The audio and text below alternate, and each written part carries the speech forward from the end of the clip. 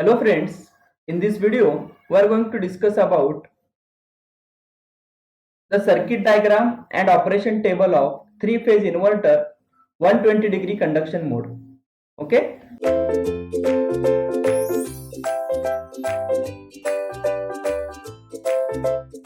So here we are having the circuit diagram.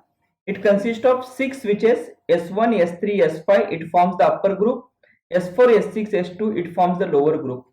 Across each switch a diode is connected in anti-parallel. Okay. Next, the input is VDC. Input is a DC supply. It is a VDC. Okay. So as this is the three-phase inverter, the expected output is, the output should be the balanced sinusoidal. Okay.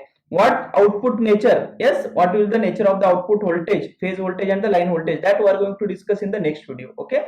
Here the load is a purely resistive. Load is a purely resistive and it is a balanced load. Okay, we are having a three-phase balanced load. Okay, it is a balanced means what? Each phase consists of the resistive load and it is having a same magnitude, R ohm, R ohm and R ohm. Okay. Next, this is the neutral point of the star connected load. Load is a star connected. Okay, neutral point of the star connected, and here phase A, phase B and phase C. So this indicates VAN, this indicates VBN, this indicates VCN. Okay. Next, here we are having the operation table, right? In the operation table we are having the 6 intervals: interval 1, interval 2, interval 3, 4, 5 and 6. During the first interval, switch number 6 and switch number 1 will be in the on state. During the second interval, switch number 1 and 2 will be the on state. During the third interval, switch number 2 and 3. During the fourth, switch number 3 and 4. During the fifth, 4 and 5. And during the sixth, the switch number 5 and 6 will be in the on state. Okay. So if you check, at a time, 2 switches will be in the on state. And also, each switch conducts for 120 degree, right? So here 1 present. Okay. So switch number 1 is on for the 2 intervals, right? Each interval is of 60 degree, right? So it is a 60 into 6 is nothing but 360 degree, right?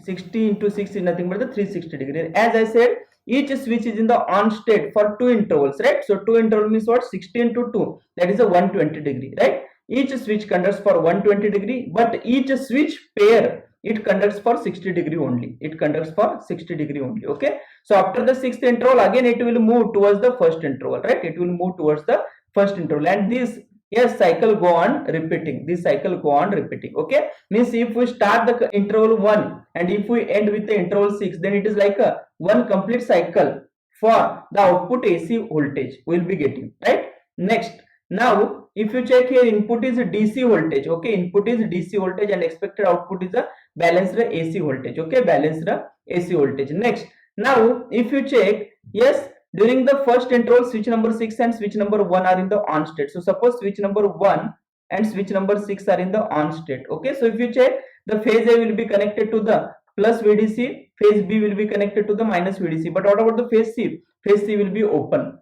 Okay, so here at a time, as only 2 switches are in the on state, right? For every interval, right, one phase will be like a open circuit. One phase will be acting as an open circuit. Are you getting the point? Next, during the second interval, if you check, so during the first interval, none of the switch from this leg, that is the S5 and S2, none of the switch from this leg, yes, it will be in the on state. It will not be in the on state, right? So here, next, during the second interval, if you check, switch number S2 will be in the on state. S2 will be in the on state, and it is expected that, yes, during the second interval, switch number 6 should be turned off, right? But suppose switch number 6 is not turned off, means due to the commutation failure, the switch number 6 is not turned off during the second interval, then what will happen? Then also, yes, the 3 switches will be in the on state. Okay, and it will not cause any serious damage to the source, because if you check, yes, here suppose even though the switch number 6 is in the on state during the second interval, okay, but switch number 3 is in the off state only. Switch number 3 is going to turn on at during the third interval. Okay, means here between, yes, between the turning off of a switch S6 and turning on of a switch S3, okay, means turning off of any switch in the leg and the turning on of any switch in the same leg, right? Please try to understand what I am saying.